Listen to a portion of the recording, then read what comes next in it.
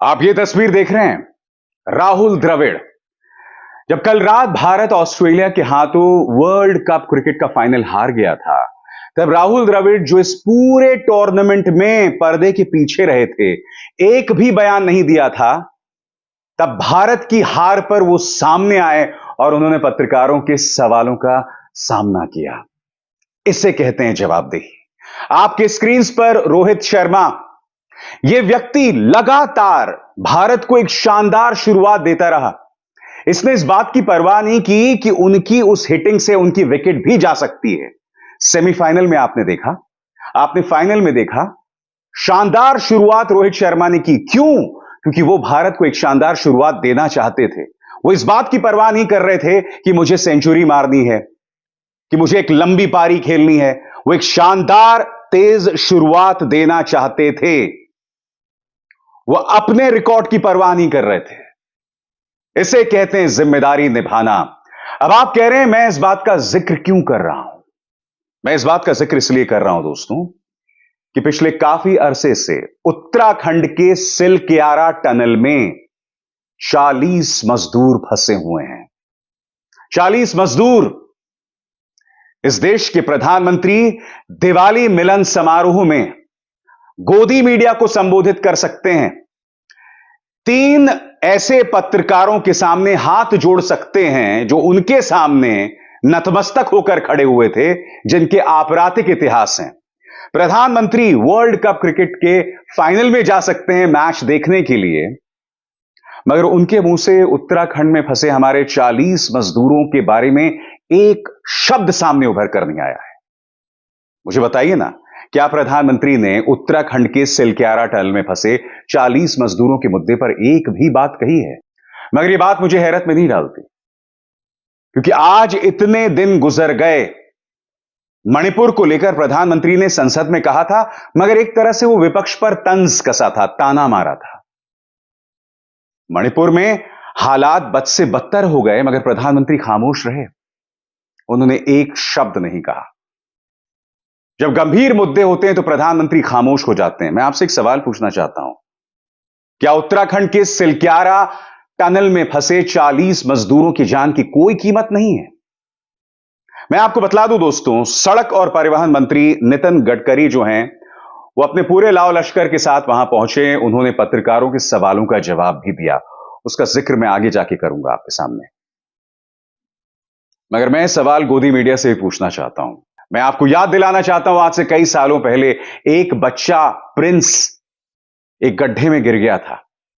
आपको याद होगा दोस्तों, 24 घंटे लगातार प्रिंस बचेगा नहीं बचेगा, प्रिंस बाहर आएगा नहीं आएगा, इस पर न्यूज चैनल्स ने कवरेज दिखाया था, ड्रामा किया था।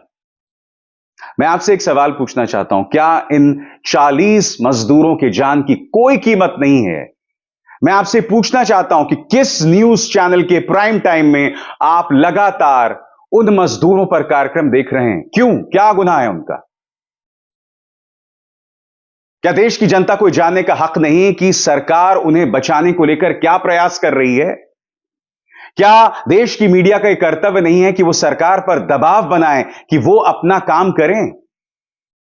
मैं आपको, नितिन गडकरी वहां पहुंचे थे, अच्छी बात है। मैं खुद मानता हूं दोस्तों कि नितिन गडकरी इस सरकार के जिम्मेदार मंत्रियों में से एक हैं और वो अपना काम काफी संजीदगी से करते हैं। उनसे पत्रकारों ने सवाल भी पूछे। उनसे पूछा गया कि आखिर इस टनल में एस्केप टनल क्यों नहीं बनाया गया, यानी कि वो टनल जिसके जरिए हमारे मजदूर बच सकते थे। कोई जवाब नहीं था नितिन गडकरी के पास। वो इधर उधर की बातें करने लगे। सुनिए, जब एस्केप टनल पर पत्रकारों ने उनसे सवाल पूछा, तब उन्होंने क्या कहा। स्पष्ट कर दूं, मैं यहां पर नितिन गडकरी पर सवाल नहीं कर रहा हूं। मैंने बताया आपको, मेरे हिसाब से वो इस सरकार के जिम्मेदार मंत्रियों में से एक है। वो वहां पहुंच गए, अच्छी बात है। मेरा अफसोस जो है प्रधानमंत्री नरेंद्र मोदी के तेवरों को लेकर है और गोदी मीडिया को लेकर है। मैं फिर आपसे पूछना चाहता हूं, आपने किस न्यूज चैनल में 39 मजदूरों के फंसे होने की खबर को लेकर लगातार कवरेज देखी है? क्या उन मजदूरों की जान की कोई कीमत नहीं है?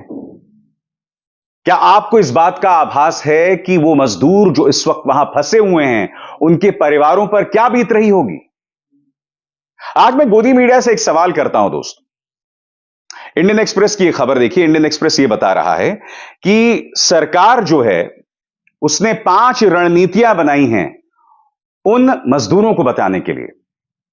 जिस टनल में वो फंसे हुए हैं, हॉरिजॉन्टल अंदाज में गड्ढा किया जा रहा है ताकि उन तक पहुंचा जा सके, और साथ ही वर्टिकल अंदाज में, यानी कि 2 तरीके से गड्ढे किए जा रहे हैं ताकि उन मजदूरों को पहुंचा जा सके और उन्हें बाहर निकाला जा सके। इसके अलावा एक 5 पॉइंट रणनीति तैयार की जा रही है, 5 बिंदुओं की रणनीति, ताकि उन मजदूरों को बचाया जा सके। गोदी मीडिया के पास इतना कुछ है कहने को, मगर कोई कुछ नहीं कह रहा है। क्यों नहीं कह रहा, मैं आपको बताता हूं। क्योंकि जैसे ही आप इस खबर पर आएंगे, सरकार की जवाबदेही बढ़ जाएगी। सरकार को सवालों के जवाब देना पड़ेगा, सरकार पर दबाव बनेगा। इसीलिए गोदी मीडिया नहीं चाहती कि वो किसी भी कीमत पर सरकार से सवाल करे। गोदी मीडिया क्या कर रहा है, मैं आपको बताता हूं। ये देखिए, प्रधानमंत्री के सामने उनके दिवाली मिलन समारोह में हाथ जोड़े पत्रकार खड़े हुए हैं। जैसे मैंने बताया, इनमें से कुछ ऐसे पत्रकार हैं जिनके आपराधिक इतिहास हैं, जो जेल में रहे हैं वसूली को लेकर, टीआरपी घोटाले में लेकर। इनको प्रवर्तन निदेशालय ने गिरफ्तार तक किया है। ये वो लोग हैं दोस्तों। प्रधानमंत्री के पास इन लोगों से मिलने का वक्त है। सबसे बड़ी बात, मैंने देखा कई पत्रकार ये कह रहे हैं कि हम बहुत खुशकिस्मत हैं कि प्रधानमंत्री हमसे मिल रहे हैं। एक पत्रकार ने यह तक कहा कि मेरी तबीयत खराब थी और प्रधानमंत्री ने मुझसे पूछा कि तुम्हारी तबीयत कैसी है। कितने महान प्रधानमंत्री हैं हमारे। यह सब कहा जा रहा है दोस्तों, मगर इनमें से एक भी पत्रकार प्रधानमंत्री नरेंद्र मोदी से यह नहीं पूछेगा कि प्रधानमंत्री 10 साल गुजर चुके हैं, आपने अब तक एक प्रेस कॉन्फ्रेंस क्यों नहीं किया। आखिर क्या वजह है प्रधानमंत्री कि हमारे मजदूर फंसे हुए हैं और आपका एक भी बयान नहीं आया। आखिर क्या वजह है, जब गंभीर मुद्दे होते हैं तो प्रधानमंत्री हमेशा उस पर खामोश रहते हैं। अपने घर में जिन लोगों ने ओलंपिक्स में, एशियन गेम्स में मेडल जीता है, आप उनका सम्मान करते हैं, मगर जब वो खिलाड़ी सड़क पर उतर जाते हैं आप ही के एक सांसद बृजभूषण शरण सिंह के खिलाफ यौन उत्पीड़न को लेकर, तब आप एक भी शब्द नहीं कहते हैं। क्या ये पत्रकार ये सवाल कर रहे हैं? मैं आज गोदी मीडिया से पूछना चाहता हूं, वो जो 40 मजदूर फंसे हुए हैं, आप चाहते तो ये बहुत बड़ी खबर हो सकती थी। मसलन आप लगातार अपने रिपोर्टर्स को वहां पर फोकस रखते कि भाई पल पल की जानकारी देते रहते कि क्या पता चल रहा है, कहां तक बात पहुंची, बगैर राहत कार्यों में रुकावट पैदा किए हुए आपको यह जानकारी मिलती रहती, आप अपने दर्शकों तक वो जानकारी पहुंचाते। आपका एक रिपोर्टर उन मजदूरों के परिवारों के साथ रहता, वो लोग इस लम्हे में क्या महसूस कर रहे हैं, उन्हें कितनी उम्मीदें हैं, उनकी बात आप अपने दर्शकों तक पहुंचाते। मगर ये सब नहीं हो रहा है। क्यों नहीं हो रहा है, इसको समझना पड़ेगा आपको। वो इसलिए नहीं हो रहा है कि जब परिवार का दर्द सामने आएगा तो स्वाभाविक सी बात है सरकार पर सवाल होगा। तब इस देश की जनता यह भी सवाल करेगी कि आखिर क्या वजह है कि प्रधानमंत्री का इस पूरे मुद्दे पर एक भी ट्वीट सामने नहीं आया है। क्या वजह है? यह सवाल तो होना चाहिए ना कि प्रधानमंत्री इस मुद्दे पर खामोश क्यों हैं? क्यों प्रधानमंत्री के लिए ज्यादा जरूरी दिवाली मिलन समारोह है? क्यों प्रधानमंत्री के लिए वर्ल्ड कप क्रिकेट के फाइनल में जाकर मैच देखना ज्यादा जरूरी है? यह सवाल किए जाएंगे और ऐसा बार बार होता है। आज मीडिया पत्रकारिता के मायनों को भूल गया है, रिपोर्टिंग के मायनों को भूल गया है। मैं ये नहीं कह रहा हूं कि वहां पर सिलक्यारा टनल में मीडिया नहीं है, बिल्कुल है, शायद सभी न्यूज चैनल्स के भी हैं, मगर मैं आपसे पूछना चाहता हूं, लगातार कवरेज कितने चैनल्स ने किया है? दर्शक होने के नाते आपको इनसे सवाल तो ये पूछना चाहिए ना कि हम उन्हें कैसे भूल सकते हैं। दोस्तों, प्रधानमंत्री नरेंद्र मोदी से जवाब ना मांगना, उनकी जवाबदेही ना तय करना, भारतीय जनता पार्टी को गंभीर समस्याओं को लेकर कटघरे में ना रखना, दरअसल इसका लिंक कहीं ना कहीं उस दिवाली मिलन समारोह से है। क्योंकि उस दिवाली मिलन समारोह में क्या हो रहा था, लाइन से जो तमाम पत्रकार खड़े हुए थे प्रधानमंत्री के सामने, मुस्कुरा रहे थे, इनके चेहरे की मुस्कान को देखिए, इनकी मुस्कान को अगर आप पढ़ें तो आपको ऐसा लग रहा है कि मानो ये लोग ये बोल रहे हैं कि ऐ मालिक तेरे बंदे हम। सब इस बात को लेकर खुश हैं कि आपने हमारे लिए वक्त तो निकाला। इनकी आंखों में यह सवाल नहीं है कि आज हम एक ऐसे देश में रह रहे हैं जहां की सत्ता जनता के मुद्दों को लेकर जवाबदेह नहीं है। मुद्दा सिर्फ सिलक्यारी टनल में फंसे वो 40 मजदूर नहीं है। मुद्दा इस देश की हर समस्या है और उस हर समस्या में जवाबदेही जो है वो तय नहीं की जाती, उल्टा बचाने की कोशिश की जाती है। मैं आपसे एक सवाल पूछता हूं दोस्तों, एक के बाद एक ट्रेन एक्सीडेंट्स हो रहे हैं, रेल हादसे हो रहे हैं। आपको याद है, रेल मंत्री अश्विनी वैष्णव से सवाल करना तो बहुत दूर की बात है, गोदी मीडिया उनकी नौकरी बचाने में लगा हुआ था। मैं नहीं भूला हूं जब बालासोर में वो बड़ा ट्रेन हादसा हुआ था जिसमें 300 लोग मारे गए थे, तब गोदी मीडिया यह कह रहा था कि इतना पढ़ा लिखा रेल मंत्री हमें कहीं मिला है। अरे भाई, पढ़ा लिखे रेल मंत्री होने से क्या फायदा अगर कोई जवाबदेही नहीं है और अगर आप गलतियां कर रहे हैं, आप उन गलतियों से सीख नहीं ले रहे हैं और एक के बाद एक हादसे हो रहे हैं, तो जवाबदेही तो तय की जानी चाहिए ना।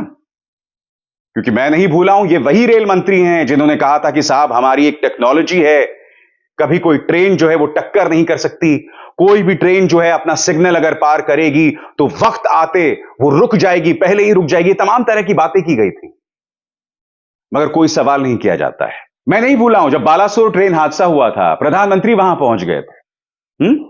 प्रधानमंत्री वहां पहुंच गए थे और उस पूरी कवरेज में, उस पूरी रिपोर्टाज में गोदी मीडिया का यही फोकस था कि देखिए कितने महान प्रधानमंत्री हैं, वहां पहुंच गए हैं और जायजा ले रहे हैं। देखिए अश्विनी वैष्णव, इनकी आंखों में आंसू हैं, दर्द हैं, इस तरह की बातें की जा रही थी। मगर मैं आपसे सवाल पूछना चाहता हूं, वो जो सिलक्यारी टनल में मजदूर फंसे हैं, क्या वहां प्रधानमंत्री कुछ देर के लिए नहीं पहुंच सकते? चलिए, पहुंचना ना सही, एक बयान तो जारी कर दीजिए। मुझे एक बयान प्रधानमंत्री का नहीं मिला है जो उन्होंने इस मुद्दे पर कहा। हो सकता है मुझसे भूल चूक हो रही हो सकता है कि उन्होंने बयान दिया हो जो मुझे अब तक नजर नहीं आया। तो कृपया मुझे एनलाइटन कीजिए। कृपया मुझे बताइए कि कहां प्रधानमंत्री ने इस मुद्दे पर अपनी चिंता जाहिर की है।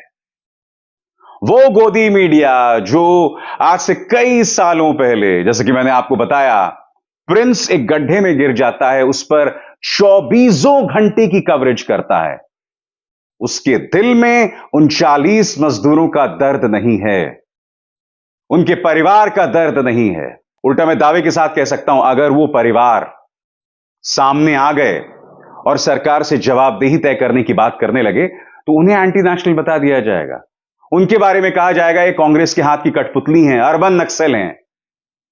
आप भूल गए इन्होंने हमारे किसानों के बारे में क्या क्या कहा था, शाहीन बाग की महिलाओं और बच्चों के बारे में क्या क्या कहा था। आप भूल गए इन्होंने किस तरह से हमारी महिला पहलवानों को बदनाम किया था।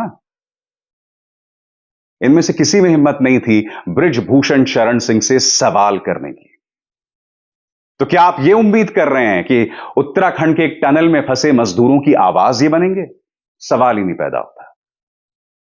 मुझे पूरा विश्वास है दोस्तों कि नितिन गडकरी साहब जो प्रयास कर रहे हैं वो रंग लाएगी, मगर मुद्दा यहां जवाबदेही तय करने का है और देश अपने उन 40 मजदूरों को नहीं भूल सकता। अभिसार शर्मा को दीजिए इजाजत। नमस्कार। स्वतंत्र और आजाद पत्रकारिता का समर्थन कीजिए, सच में मेरा साथी बनिए। बहुत आसान है दोस्तों, इस ज्वाइन बटन को दबाइए और आपके सामने आएंगे ये 3 विकल्प, इनमें से एक चुनिए और सच के इस सफर में मेरा साथी बनिए।